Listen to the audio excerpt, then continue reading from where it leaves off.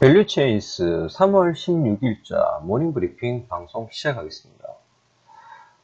자, 우선 시장 리뷰입니다. 외환시장은 달러인덱스가 보합권의 등락을 보였습니다. 원유시장은 기술적 압박과 차익 실현으로 하락하였고요. 기금속은 FOMC 통화정책 회의를 앞두고 하락하였습니다. 채권시장은 FOMC 회의를 앞두고 보합권 흐름을 보였고요. 아시아시장은 FOMC 통화정책 회의를 앞두고 하락하였습니다.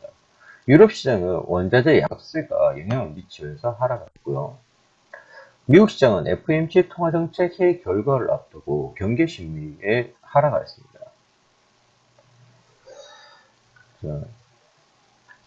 당일 한국 시장 전망입니다. 채권 시장은 국채 선물이 FOMC 회의를 앞두고 간막 무드로 작용할 것으로 보입니다.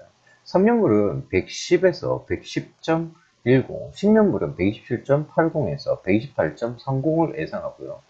외환시장의 달러원 환율은 FOMC 회의를 앞두고 경계감을 보일 것으로 보입니다. 달러원 환율은 1190에서 1200을 예상합니다. 그리고 주식시장은 원자재 약세에 안전자산 선호 심리가 확대될 것으로 보입니다. 자, 그러면 글로벌 시장 동향부터 한번 살펴보겠습니다. 아시아 시장은 성강통 시행 기대감에 중국 증시가 상승을 했는데요. 한국 시장의 경우에는 거래소에서 외국인의 순매수가 601억 지속되고 있지만 기간에 펀드 판매 물량에 따른 매도로 1293억 원 소폭 하락하였습니다. 그래서 마이너스 0.12%, 1969.97포인트의 하락 마감하였고요. 일본 시장의 경우에는 BOJ 통화정책회의의 성명서에서 주가 금리 인하 문구가 삭제되는 등의 매파적인 결과로 엔화가 달러 대비 강세를 보이면서 자동차 업종 위주로 토요타가 1.82% 하락했고요. 그리고 닛산이 마이너스 1.71% 하락하면서 마이너스 0.68, 17,117.07포인트의 하락 마감했습니다. 중국은 단기 위안화 거래에 토빙세를 부과할 준비를 하고 있다는 보도가 나오면서 하락 출발했는데요. 그러나 오후 들어서 16일 마감하는 전인대에서 추가 경기 부양책이 나올 수 있다는 기대감과 증감이 주석의 성강통을 하반기에 무조건 시행할 것이라는 발언 내용으로 금융주가 강세를 보이면서 상해 종합지수는 상승 전환하였습니다. 플러스 0.17포인트 상승했고요. 2824.37포인트의 상승 마감하였습니다. 자, 유럽 시장입니다. 유럽 시장의 경우에는 에너지 및 가흥산업체의 하락으로 인해서 하락했는데요. 유럽 시장은 국제유가를 비롯한 원자재 가격 하락과 투자 심리가 위축되면서 또한 BOJ 통화정책회의에서 특별한 부양책이 나오지 않고 오히려 매파적인 내용이 발표되면서 실망 매물이 출회되어서 하락하였습니다.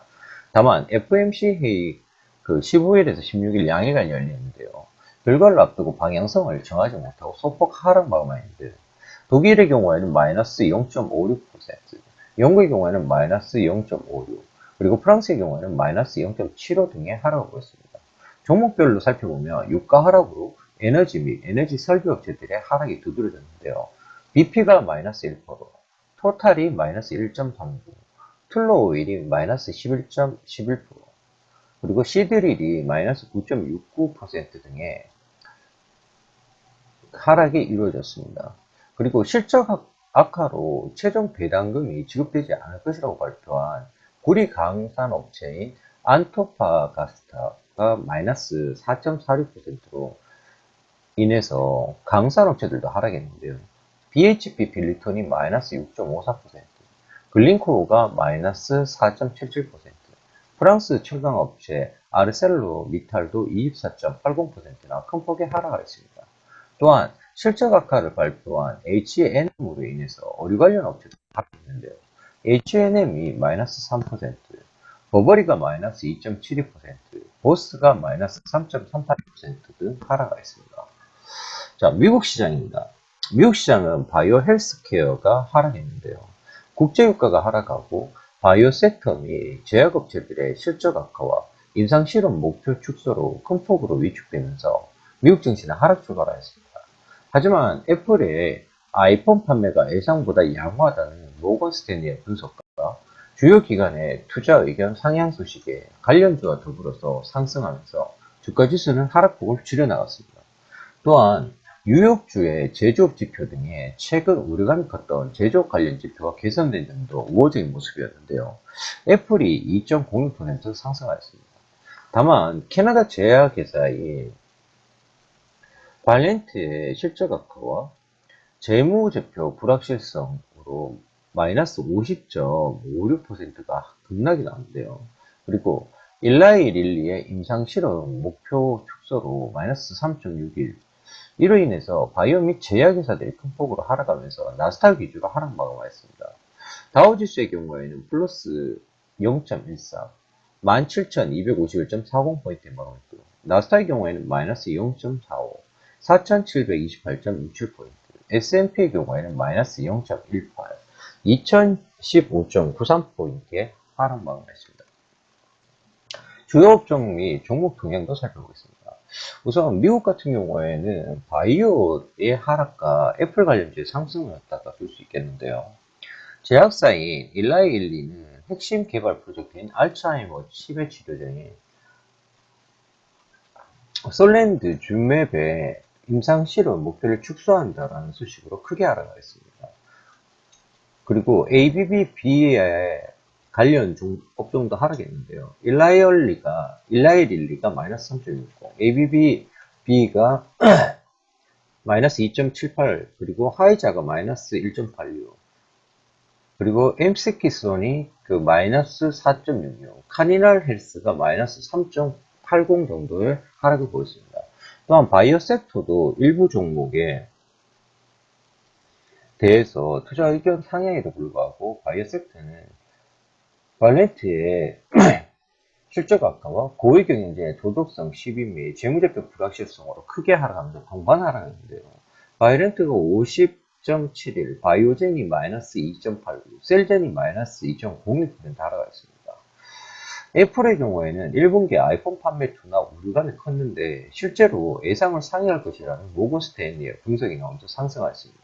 특히 모건 스탠리를 비롯한 노무라, UBS 등이 서둘러 투자 의견 및 목표 주가를 상향 조정한 점도 상승 요인이라 할 수 있는데요.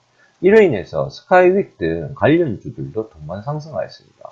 애플이 2.01%, 아날로그 디바이스가 0.79%, 스카이윅이 플러스 1.13%, NXP가 플러스 0.33% 상승하였습니다. 자, 경제지표 발표도 있었는데요. 제조업 관련된 경제지표 발표가 있었습니다. 2월 소매 판매는 전월 1월 수치가 0.2에서 마이너스 0.4로 수정되면서 발표치도 마이너스 0.1이었는데요. 1월 수치 하향 조정은 1월 금융시장 변동성 확대에 따른 영향으로 추정이 됩니다. 2월에 수치 감소는 주요 판매가 4.4% 감소하는 등의 유가 하락에 영향이 컸는데요. 자동차와 가솔린을 제외하면 소매 판매는 0.3% 증가하였습니다. 2월 뉴욕 제조업 지수는 전월 마이너스 16.64보다 크게 개선돼 0.62로 발표되는데요. 세부 항목을 살펴보면 향후 전망을 알 수 있는 신규 수주의 경우에는 전월 마이너스 11.6보다 크게 개선돼 9.6으로 발표되었고 제조업 지표 개선이 이어지고 있음을 보여줬습니다. 2월 생산자 물가지수의 경우에는 전월 플러스 0.1보다 하락한 0.2%의 감소로 발표되는데요. 다만 전년의 경우에는 전월 0.6%, 전년 대비로는 전월 마이너스 0.2보다 상승한 0%로 발표되었고, 식품과 에너지를 제외한 수치는 전월 0.6보다 상승한 1.2%로 발표되었습니다. 애틀랜트 연은에서 발표하는 GDP Now에서는 소매 판매 부진의 영향으로 미국의 1분기 성장률 전망을 지난 11일 2.3%보다 둔화된 1.9%로 발표했는데요. 2월에 주택시장 지수는 전월 58과 변화없는 58로 발표가 되었습니다. 자, 그러면 상품 및 FX 시장도 한번 살펴보겠습니다. 신흥국 상품 환율은 FMC 결과를 앞두고 달러 대비 큰 폭의 약세를 시현했는데요. 달러엔의 경우에는 전일 15일 BOJ 통화정책회의 성명서에서 필요하면 추가금리 인하 문구가 삭제되는 매파적인 결과를 발표했습니다. 또한 BOJ 그럴듯 총재도 기자회견에서 마이너스 금리 효과를 알기 위해서는 시간이 좀 더 필요하다는 발언을 하면서 주가 부양 기대감을 약화시키면서 하락했는데요. 파운드엔 달러의 경우에는 브렉시트, 영국의 EU 탈퇴와 관련한 여론조사에서 찬성이 49%, 반대가 47%로 찬성이 더 높게 나오면서 크게 하락하였습니다. 한편으로 달러 지수의 경우에는 유로엔 달러가 큰 변화를 보이지 않고 FOMC 결과를 기다리면서 소폭 상승하였는데요.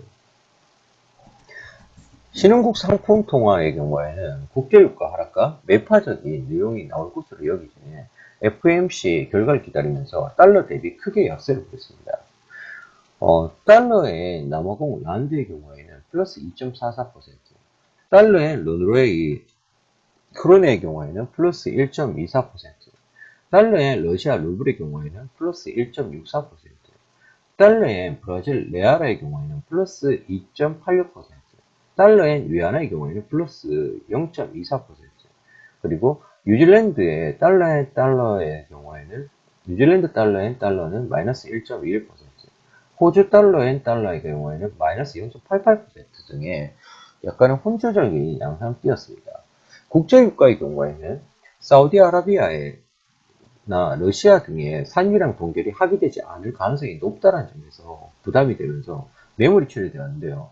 또한 FOMC에서 매파적인 내용이 나온다면 달러 지수가 상승하면서 국제유가에 부담이 될 것이라는 시장 참여자들의 전망도 국제유가의 하락 요인이었다 할 수 있습니다. 금의 경우에는 최근 제조업 지표 등 일부 경제 지표가 개선되면서 FOMC 결과가 매파적인 내용이 나올 가능성이 커지면서 하락했는데요.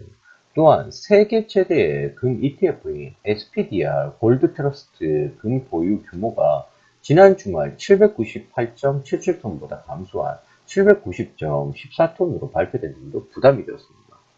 비철금속 가격의 경우에는 미국의 경제 지표와 중국 상해의 재고 지표를 앞두고 소폭 하락하는데요. 미국의 뉴욕주 제조업 지수가 크게 개선되면서 하락폭을 축소하기도 하였습니다. 하지만 중국 상해의 재고 발표를 앞두고 수요 부진에 대한 우려감에 상승은 제한됐다고 볼 수 있겠고요. 곡물 가격의 경우에는 곡물 품질 보고서와 건조한 남미 지역의 날씨에 의해서 하락하였습니다. 곡물 품질 보고서는 예년에 비해 대부분 품질이 개선될 것으로 발표가 되면서 생산량 부담의 하락 요인으로 작용했는데요. 또한 대두 수확을 시작하는 남미 지역은 앞으로 2주간 견조한 날씨를 보이면서 수확이 차질 없이 진행될 것이라는 점에 곡물 가격의 하락 요인으로 작용하였습니다. 국제금리의 경우에는 매파 성향의 FOMC 가능성에 통화정책에 민감한 2년물은 상승하였지만 30년물의 경우에는 소매 판매 부진에 영향을 받아서 하락하였습니다. 자, 다음은 한국 주시장 전망입니다. 당일의 경우에는 중국 경기 부양 기대감으로 상승이 예상되고 있습니다. MSCI 한국 지수는 마이너스 0.54% 하락했지만 야간 선물의 경우에는 외국인의 순매수가 163개하고로 0.35포인트 상승한 243.60포인트로 마감했고요. 이는 코스피 한산지수로 1973포인트 정도 되는 수준입니다. NDF 달러원 환율의 경우에는 1개월물이 매파적인 FOMC 가능성에 1196원으로 상승 마감했는데요. 전일 서울 한시가 1187.70원으로 마감했기 때문에 스프레드를 감안하면 약 6.8원 상승 출발할 것으로 예상이 됩니다. 오늘 코스피의 경우에는 중국과 달러원의 영향을 받을 것으로 여겨지는데요. 먼저 달러원 환율은 매파적인 FOMC의 가능성에 상승할 것으로 여겨지고 이는 한국 주시장에 대한 부담이 될 것으로 여겨집니다. 두 번째로 중국에서 두 가지 이슈가 있는데요. 하나는 달러의 위안이 0.20 정도 상승했기 때문에 중국 인민은행은 절하고시할 가능성이 높습니다. 최근 위안화 절하고시의 경우에는 코스피에 부담이 되는 경향이 있기 때문에 그리 우호적인 이슈는 아니라고 할 수 있는데요. 두 번째는 전인대 폐방입니다. 전인대 폐방 시에 리커창 총리의 기자회견이 예정되어 있는데 이곳에서 중국 경기 부양과 관련된 발언이 있을 것으로 현재 생각이 됩니다. 결국에 한국 증시는 중국 증시가 경기 부양 기대감으로 상승하게 되면 동반해서 상승폭을 확대할 여지가 크다고 할 수 있습니다. 비록 매파적인 FOMC의 결과가 예상되고 있지만 미국의 제조업 대표 호전은 한국의 수출 증가 가능성을 높일 수 있다는 점에서 나쁘지 않은 것으로 판단됩니다. 따라서 코스피 같은 경우에는 1950에서 1980포인트 정도의 레인지가 예상되고 있습니다.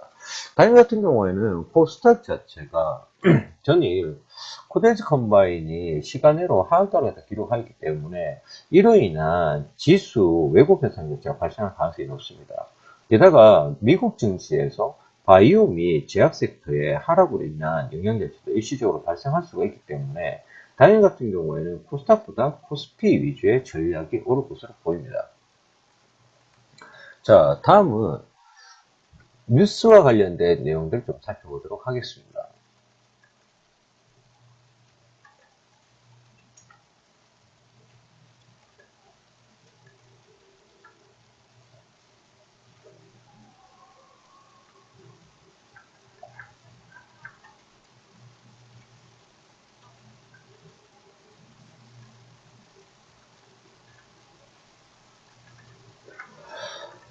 자, 우선 각국 통화 정책 회의와 그에 관련된 기사입니다. 자, 관심이 높았던 통화 정책 결과가 확인되고 있는데요. 3월 10일에 BOK, ECB에 이어서 3월 15일에는 BOJ, 3월 17일에는 FOMC 회의가 예정되어 있는 상황입니다. 한국은 금리 동결, 유로존의 양적 완화 확대가 결정이 되겠지만 금리는 전 세계적으로 상승했는데요. 반응을 살펴보면 한국이 정상적인, 즉 예측 가능한 흐름을 보이면서 증시에 도움이 되고 있다고 합니다. 금통위 이후에 금리 상승과 환율의 하락이 추가로 진행되었기 때문인데요. 일단 앞으로 금리 인하가 어려울 수 있다는 반응으로 해석이 되고 있습니다. 금리 저점은 채권에서 주식으로 자금을 이동하게 되는 요인이기 때문에 시주를 주목할 필요가 있는 것이고요. 자, 그리고 삼성전자 자사주 매입과 관련된 부분입니다. 삼성전자의 2차 자사주 매입 효과가 1차 때와는 다른 모습을 보이고 있는데요. 총 11.3조 원으로 계획된 자사주 매입은 1차 4.2조 원. 이게 그 전년도 10월 30일에서 1월 12일에 이어서 2차 3조 원인데요. 1월 29일에서 현재까지 54%가 진행이 되어 있는 상황입니다. 우선 주가는 1차 때 마이너스 13.5%였지만 2차는 현재까지 9.6%를 기록하고 있습니다. 외국인도 1차 때에는 2.7조 원을 순매도하였지만 2차 때 순매도 규모는 0.2조 원에 불과한데요. 시장 분위기가 달라진 영향도 있겠지만 2월 이후에 코스피의 선전에는 삼성전자의 영향이 있다고 볼 수가 있습니다. 자, 그리고 연간 이익 전망치가 5주 만에 상향 조정됐다라는 기사인데요. 증시 전체의 연간 영업이익 전망치가 5주 만에 상향 조정되었습니다. 특히 1분기 이익은 3주 연속 상향되면서 최근 부정적인 증시 분위기 뒷받침하고 있는데요. 1분기 이익 전망치가 4주년 대비 2.3% 높아졌는데 이는 화학과 정유 그리고 가스와 철강 등의 상향 조정으로 상위 업체들로 인한 부분으로 보인다고 합니다. 원자재 가격 상승이 반영된 변화라고 할 수 있겠죠. 자, 그리고 코스피와 코스닥 지수와 관련된 기사입니다. 코스피와 코스닥이 모두 올 들어 수익률이 플러스로 전환했는데요. 연초의 급락분을 모두 회복하면서 추세 이탈 우려를 잠재우고 있다고 합니다. 올해 글로벌 증시의 특징은 신흥국 강세라고 볼 수 있는데 선진국은 23개 주요국 중에서 2개 그리고 신흥국은 23개국 중에서 16개 국가의 YTD 플러스 수익률을 갖다 기록하고 있는 상황이라고 합니다. 자, 다음은 숫자로 보는 종목이라는 건데요. 고려아연이 전망치 상향 조정을 했다라고 하네요. 연간 영업이익과 순이익 전망치를 일주 전 대비 각각 12.2%, 그리고 플러스 8.7%, 1개월 전 대비 2.6%, 플러스 4.1% 상향 조정했고요. 1분기 영업이익 전망치도 일주 전 대비해서 25% 상향 조정을 합니다. GS건설 같은 경우에는 저희 밸류체인스 추천 종목이기도 하죠. 예, GS건설은 기간 외국인 동반 매수세가 계속적으로 나오고 있는데 기간의 최근 일주 평균 시총 대비해서 플러스 1.08% 순매수가 이루어지고 있고요. 월간 누적은 1.47로 매수 기조가 유지되고 있다고 합니다. 외국인도 전주 0.40%에서 순매수가 이루어지고 있고 월간 누적은 1.50으로 매수세가 지속되고 있다고 합니다. 자, 다음은 산업별로 해가지고 그 관련 뉴스 스크립트 자료를 갖다 한번 살펴보는 시간 갖도록 하겠습니다.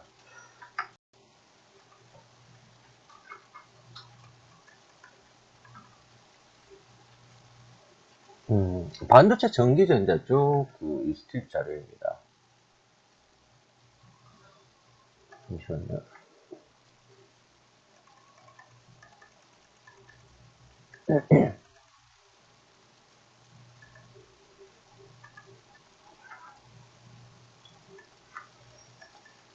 먼저 화학 정류 쪽부터 봐야 될 것 같습니다. 화학 정류에서 이 스크립트 자료를 갖다 한번 살펴보겠습니다. 휴캠스 관련해서 예상 수준의 턴어라운드가 제일 유명합니다. 예상 실적 자체가 2016년 1분기 예상 실적이 매출액 1320억 원, 영업이익이 135억에서 140억 원, 순이익이 102억 수준인데요. 영업이익 규모는 전분기 63억 원 대비 개선이 예상된다고 합니다. 특징은 DNT, MMB, 그러니까 인조가죽 등에 사용되는 우레탄 원료라고 하는 수준인데요. 주력 사업이 110억 내외로 탄소 배출권 83만 톤 인증 중인데 3월 말에는 30만 톤 판매로 영업이익이 26억 원 내외 발생할 예상이라고 합니다. 자, 지금 보면 5월에 미쓰비시 케미칼이 TDI 12만 톤을 영구 폐쇄했는데요. 한국의 TDI 업체 판매 증가 예상되는 부분입니다. 이로 인해서 4년 동안 60%대의 가동률이 머물렀던 휴캠스의 DNT 판매가 2016년 중반부터 정상화될 것을 기대할 수 있는데요. 현재 국내 DNT 판매처 같은 경우에는 하나하인케미칼과 OCI 등이 있습니다. 3월에 국내 TDI 업체인 OCI의 설비 가동률이 95%로 높아졌고요. 일본향 판매가 증가했기 때문입니다. 3월 16일에서 4월 4일까지 하나하인케미칼의 정기 보수 이후에 4월 25일부터 TDI 설비가 풀가동이 예정이 되어 있는데요. 휴캠스의 경우에도 DNT 설비도 풀가동이 예정되어 있습니다. 그러면 휴캠스의 턴어라운드 시나리오는 예상대로 진행되다 볼 수 있겠고, 지금 4월 달이 굉장히 긍정적이다 볼 수 있습니다. 지금 현재 3월 달이 최저점이라는 이야기가 되니까요. 여러분들 휴캠스에 대해 가지고 이런 형태의 전략 가지시면 좋을 것 같습니다. 자, 자동차 관련 뉴스 스크립트 자료입니다. 현대차가 2016년 투싼을 출시하는데요. 1.6 가솔린 터보가 추가된다고 합니다. 1.6L 가솔린 터보 엔진 및 7단 DCT 탑재한 2016년 투싼 출시가 발표가 되는 건데요. 현대차 그룹은 DCT 장착 확대가 지속이 되고 관련 부품사인 DIC, 상계 오토모티브 등 내연 기관 내 성장으로 긍정적인 영향을 받을 수 있다고 판단할 수 있습니다. DIC 같은 경우에는 전일자로에서 전환사채 발행으로 인해서 하락을 했는데 어저께 분석 의견도 마찬가지로 DIC에 대해 가지고 그러니까 오늘 기술적 반등 아니면 내일 정도의 상승 전환을 갖다 보고 실질적으로 편입하자라고 의견 드린 바 있습니다. 투자에 참고하시기 바라겠고요. 자, 기아차, 이란의 CKD 수출 재개했다고 합니다. 현대차도 협상 중인데요. 이란이 제2의 국영 자동차 회사인 사이파의 반전립 제품 CKD의 수출을 재개한다고 합니다. 기아차와 사이파는 1993년에 기아차 프라이드 CKD를 한국에서 수출해서 현지에서 조립하는 방식으로 협력해 왔는데요. 2012년에 대이란 제재가 시작되면서 기아차는 수출이 중단되었지만 지난 1월에 경제 제재가 풀리면서 최근 수출이 재개되었다고 합니다. 현대 기아차의 중동해양 수출 물량 감소 추세에 이란 수출 재개는 중동해양 수출 물량 반등을 기대해 볼 수 있는 이슈라고 판단이 되는데요. 전일자로 마감된 BOJ 통화정책회의에서 추가 금리 인하라는 문구가 빠지고 매파적인 발언이 나오면서 당분간 엔화 강세 자체가 시행될 가능성이 높습니다. 그리고 FMC 회의 자체 이후에 달러화 강세가 이루어지는 흐름 자체가 있을 수가 있는데요. 그렇게 되면 자동차 업종 쪽으로 좋아지는 국면 자체를 맞이할 수가 있습니다. 그렇기 때문에 이제는 추세 변곡 자체를 갖다가 업종 변곡으로 자동차 업종에 대해서 여러분들께 추천드리도록 하겠습니다. 투자에 참고하시고요. 그 중에서도 기아차 보시는 게 좋아요. 네, 기아차 보시던가 아니면 아까 전에 말씀드렸던 DIC, DIC 같이 보시던가 그렇게 하시면 좋은 결과 있을 겁니다. 자, 다음은 인터넷 게임 관련된 뉴스크립입니다. NC소프트 불소 모바일이 중국 iOS 3월 15일자로 전체 앱 순위, 매출 순위 8위를 갖다 기록했고요. 다운 순위는 45위, 3월 12일 매출 순위는 5위에서 지금 하락했다고 합니다. 자, 이 부분이 조금 일시적인 걸지 아니면 뭐 초기 그 효과 자체가 감소된 건지는 좀 더 지켜봐야 될 것 같습니다. 자, 다음은 구글과 관련된 그 뉴스크립이네요. 인간 대표 꺾었는데 한국 기업 AI의 현주소는 이 부분 자체는 카페에 또 뉴스트립에 올려드린 자료입니다. 지금 현재 그러니까 여러분들께 알려드리고 있는 뉴스스크립 자료는요.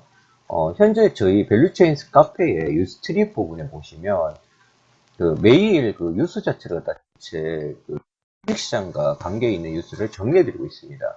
그 뉴스들 중에서 주요하게 보셔야 되는 뉴스를 갖다가 여러분들께 모닝브리핑을 통해서 말씀드리는 부분이기 때문에 참고하시기 바라겠습니다.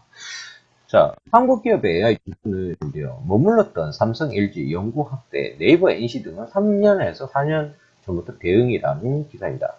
네이버는 2013년 자체연구소 네이버 랩스를 갖다 설립해서 인공지능 기술 구현의 핵심이 머신러닝, 딥러닝 분야의 연구를 진행한 바 있다고 합니다.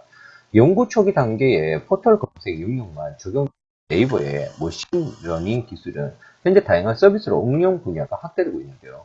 대표적인 예가 자동으로 이미지를 인식하고 카테고리별로 정리해주는 네이버 클라우드 사진 자동 인식 서비스. 이 부분 자체가 컴퓨터가 이미지를 스스로 판독해서 다양한 카테고리별로 구분해내는 것인데요. 네이버 딥러닝의 연구 결과 적용된 대표적인 사례 중에 하나라고 할 수 있습니다. 또한 딥러닝 알고리즘과 대용량 음성 빅데이터를 갖다 활용해서 높은 인식률을 갖다 지닌 음성 검색 서비스를 제공하고 있는 건데요. NC소프트의 경우에도 2012년에 인공지능 전담 조직이 AI 랩을 만들고 현재 전산학이나 머신러닝 관련 전공 석박사급 50여 명의 연구 인력이 포진되어 있다고 합니다. NC소프트는 머신러닝 기술이 현재 온라인 게임 블레이드 앤 소울의 무한탑 콘텐츠에 적용이 되어 있는데요. 이용자가 무한의 탑에 컴퓨터 캐릭터와 겨룰 때 수준에 맞는 전투가 가능하고, 만약 이용자의 캐릭터가 컴퓨터보다 월등히 앞설 때에는 그에 맞는 전투력이 상향되고, 반대의 경우는 실력이 낮아지는 시기라고 합니다. 다양한 데이터, 검색, 게임 플레이에 축적할 수 있는 기업의 향후 딥러닝 기반의 AI 기술 발전은 유리할 것으로 기대됩니다. 이 뉴스크립에 기사에는 현대차의 그러니까 AI 쪽 투자와 관련돼 가지고 이야기가 있었습니다. 그와 관련해 가지고 어저께 제이시언이 그러니까 관련 종목으로 부각이 됐는데, 제이시언의 자회사가 그러니까 관련성이 있다라고 해서 어저께 상승했는데, 오늘도 아마 그 부분을 해서 제이시언이 상승할 것으로 보입니다. 제이시언은 현재 목표가를 갖다가 8,000원 제시하고 있으니까요. 여러분들 투자에 참고하시기 바랍니다. 자, 제약바이오 화장품 쪽에 이 스크립 자료입니다. 미국 브랜드 처방약 가격이 지난 5년보다 2배 뛰다라는데요. 파이낸셜 타임즈 기사입니다. 미국 브랜드 처방약 평균 가격이 지난 5년 동안 2배가 뛰면서 제약업계 대선 주자들의 약가이나 압력을 받는 상황입니다. 민주당 힐러리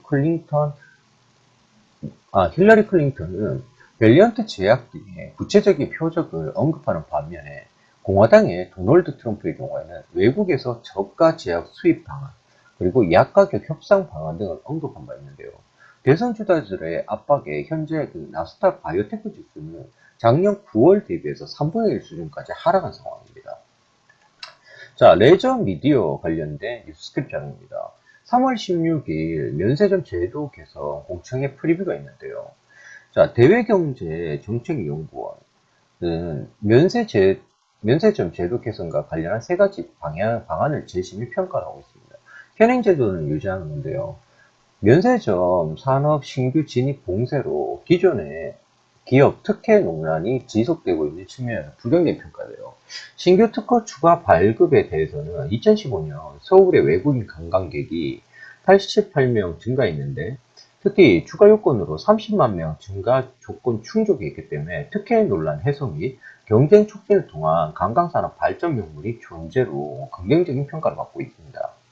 신고제로 전환하는 부분에 대해서는 면세 산업의 경쟁력 약화와 외국계 자본 진출, 중소기업 진입의 난망 등으로 부정적인 평가가 있는 상황인데요. 대외경제정책연구원은 사실상 신규 특허 추가 발급 방안을 권고했고 특허 기간 연장 및 갱신 허용 방안도 제시한 바 있습니다. 특허 기간 연장과 관련해서는 기존 면세점에도 소급 적용이 검토가 필요하다고 언급했는데요. 자, 대외정책연구원은 2015년 10월 공채 당시에 면세점, 독과점식 시장 구조 개선 방안을 발표한 바 있습니다. 3월 발표 내용은 전년의 10월과 달리 기존 면세점 사업용 연속성의 그 보장에 무게를 중심을 뒀다고 볼 수 있는데요. 사실상 동 방안은 롯데면세점, 월드타워점의 구제 방안이라고 볼 수 있겠고 정부의 최종안은 애비안인 것으로 판단됩니다. 호텔롯데의 상장 시점이 6월로 연기된 점도 면세점의 가치 상승을 통한 공모 규모 확대에 의한 것으로 해석이 되는데요. 참고로 면세점 특허 기간 연장 및 갱신 허용은 관세법 개정 대상인 관계로 야당의 동의가 필요한 상황입니다. 따라서 롯데 등에 대한 신규 특허 추가 발급 방안이 단계적으로 유력한 해법이 될 것으로 보이는데요. 법안 개정은 중기적으로 진행이 예상되고 신고제 도입은 관세법 개정 대상이기 때문에 정부 입장에서 부정적인 관계로 도입 가능성이 낮다고 평가를 했습니다. 결론적으로 보면 정부의 최종안이 공청회 내용대로 진행될 경우에 호텔신라의 주가의 경우에는 제한적인 반등이 예상되고요. 멀티플은 사업 연속성의 지속 확인과 신고제 전환 무산 등으로 PBR 30배 수준까지 재도정 가능성을 기대할 수 있습니다. 그리고 EPS는 경쟁 심화, 그러니까 서울의 신흥면세점이 6개에서 최대 11개로 증가되면서 그리고 특허 수수료 인상 등으로 하락이 일단 예상되고 있는 상황입니다. 이와 관련해서 SK네트워크스도 여러분들이 같이 살펴보시는 게 좋을 것 같고요. 그리고 현대백화점도 관련해가지고 지금 다시 나서는 부분이기 때문에 여러분들 현대백화점도 같이 보시는 게 좋을 것으로 보입니다. 자, 다음은 소매유통과 관련된 뉴스크립입니다. 그 서울 시내 면세점 추가 허용 유력이라는 건데요. 뭐 앞서 말씀드린 것과 비슷한 거죠. 16일 공청회가 열립니다. 당일인데요. 특허기간 10년 연장 수수료 인상에 대해서 논의하는데 현대백화점 제도전 발표라고 합니다. 그 면세 시장에 대한 매력도 지속적으로 하락 중인데 신규 사업자 및 잠재 사업자 모두 보수적인 접근이 필요한 상황입니다. 일단은 뭐 현대백화점 같은 경우에는 최근에 아울렛 매장의 오픈과 지금 실적적으로도 굉장히 좋은 측면을 갖다 보이고 있기 때문에 현대백화점에 대해서는 여러분들이 관심을 갖다 보시는 게 좋을 듯 합니다. 자, 그리고 은행 쪽 관련된 뉴스크립 자료입니다. ISA 첫날 수수료산 신탁경 99% 장악, 뉴스핌 관련 기사인데요. 자, ISA 중에 신탁형 가입률이 전체 99.8%를 차지하는데 1위명보다 수수료가 저렴하고 소액으로 계좌 개설이 가능합니다.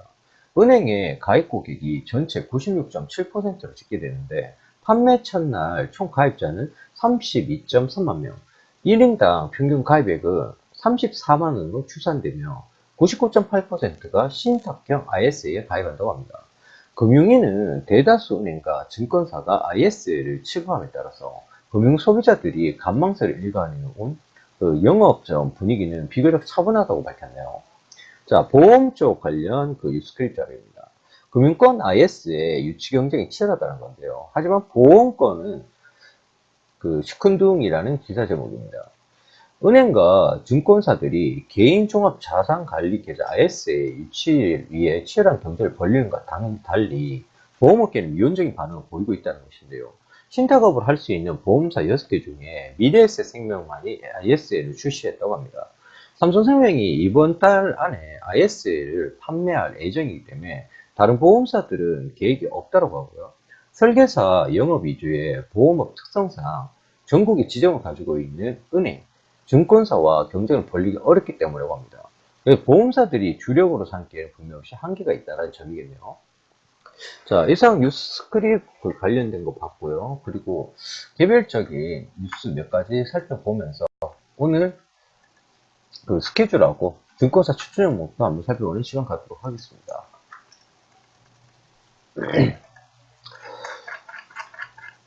자, 일본 기준금리 동결과 관련해가지고 기사가 있는데요. 경기 판단은 하향 조정, 그리고 일본은행은 추가 필요하면 추가 금융 완화라는 겁니다.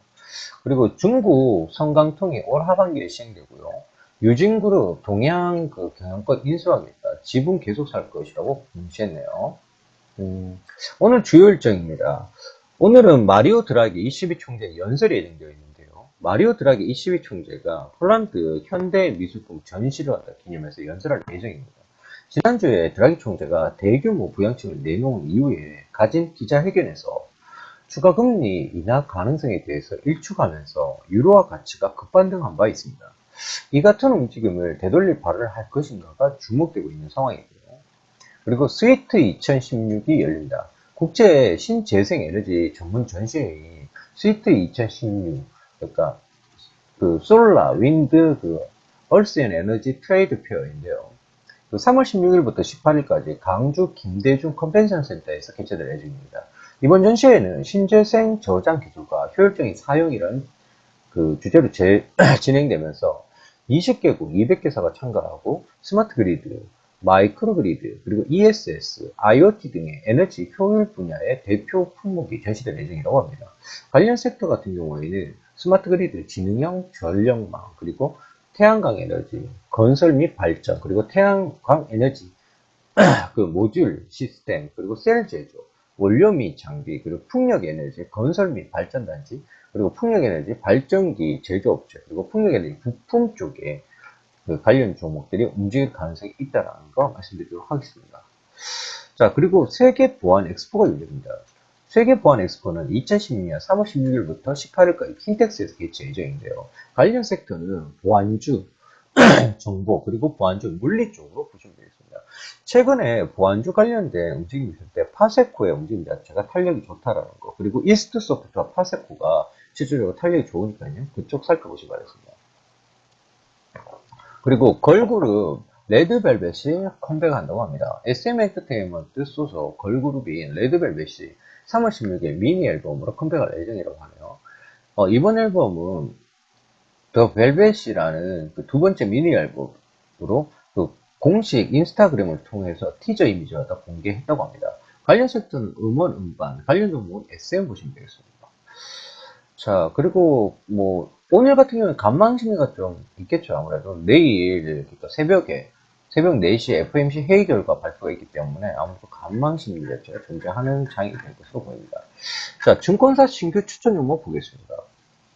신한금융투자에서는 유트리 바이오텍을 가져 나왔습니다.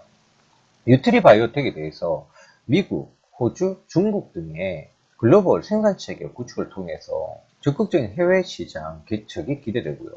그리고 빠른 고령화가 진행이 되면서 그 소득 수준 향상 등의 우호적이고, 그리고 의료비 부담 증가에 따른 정부 정책 지원도 긍정적이라고 봐졌습니다. 유트리 바이오텍 같은 경우에는 우리가 신규 상장할 때부터 그 매매를 해가지고 좋은 결과가 있었던 종목 중에 하나죠. 자, 유트리 바이오텍이 지금 최근에 약조정을 보이고 있는 상황에서 증권사 리포트 같은 경우에는 주가 상승 자체를 갖다가 도와줄 수가 있습니다. 여러분들 한번 참고해 보시겠고요. 자, NH투자증권에서는 경동나비엔과 현대미포조선을 가지고 나왔습니다. 경동나비엔이 2016년 매출액과 영업이익이 각각 5,810억 원, YY 기준에서 13.3% 증가했고요. 그리고 영업이익은 370억 원으로 YY 기준에서 53.7% 증가로 전망이 나왔습니다. 입주 물량의 증가와 B2C 비즈니스 확대, 그리고 프리미엄 보일러 수요 증가에 의한 ASP 개선으로 매출 규모가 확대될 전망이고, 신공장 증설에 따른 인건비 감소로 마진율도 점차 개선될 전망이라고 밝혔습니다. 자, 그리고 현대미포조선입니다. 조선에 대해서 2016년 영업이익이 저수익 선박 매출 감소, 그리고 LPG사 매출 증가와 환율 상승 등의 영향으로 개선세를 나타낼 것으로 전망이 나왔습니다. 2015년 기체결함, LOI, 건조, 의향서 물량이 추가 발주 옵션 등이 확보되어 있어서 2016년에도 긍정적인 수주 실적이 기대된다고 밝혔네요. 자, 그리고 다음은 장중에 주요 종목 공시 한번 살펴보겠습니다. 영백CM 이 부분은 이미 다뤘던 부분이고요. 그리고 그 BHI가 포스코로부터 878억 원, 이거 받은 거, 이게 참 좋은 부분이 나왔는데, BHI가 그러니까 환성물 쪽에 그 손실이 굉장히 좀 큰 규모로 발생했습니다. 이 부분은 악영향을 갖다 미칠 것 같은데, 이분과 관련해가지고는 카페에 유스트립에서 그 BHI로 검색하시면 관련된 기사 나오니까요. 참고해 보시고 알겠고요. 자, 그리고 장 마감 후 주요 종목 공시입니다. 동무제철이 보주, 기타주 75% 비율의 감자를 결정했네요. 자, 그리고 영백CM 관련해가지고 3자 배정 유상증자 결정과 한 주당 가격으로 500원에서 100원으로 분할하는 주식 분할 결정을 했다고 합니다. 그리고 코론 플라스틱 관련된 그 공시도 있었는데요. 900만 주, 624.605억 규모의 주주 배정 후 실권주 일반 공모 유상증자를 결정했네요. 기준일은 2016년 5월 6일이고요. 주당 약 0.25주 배정하고 예정 발행가는 6,940원, 청약 예정은 2016년 6월 9일에서 10일, 상장 예정은 2016년 6월 31일로 밝혔습니다. 자, 이상 모닝브리핑 준비한 건 여기까지고요. 어저께 지금 현재 저희 밸류체인스 추천 종목 중에 하나인 그 KCC 건설 자체가 손절가를 이탈하는 현상이 발생했습니다. 하지만 지금 그 어저께 전일 시장 자체에 대한 영향으로 생각을 판단을 하고 오늘까지 일단은 홀드 하겠습니다. 지금 그 다른 타악이니까 지금까지 그 추천한 종목들 대비해 가지고는 상당히 좀 안 좋은 흐름 같다 보기는 사실이긴 한데요. 근데 KCC 건설에 대해 가지고는 일단은 그 수주 기대감 자체가 굉장히 강한 상황이고 거기다가 지금 그 관련된 이슈 모멘텀이 아직까지 살아있는 상황이기 때문에 홀드 의견 그대로 유지하겠습니다. 원칙적으로는 그러니까 손절을 갖다 하고 돌리는 게 좋겠지만 현재 자리 자체가 차트상으로 봤을 때는 그러니까 이빨이 빠지는 자리라고 보여집니다. 그렇기 때문에 지금 현재 기점에서 매도가 필요한 것이 아니라고 판단하기 때문입니다. 자, 투자에 참고하시기 바라겠고 KCC 건설 보유 중이신 분들께서는 홀드 의견 한 번 더 개진하겠습니다. 자, 이상 모닝 브리핑 방송 마치겠습니다. 밸류체인스였습니다.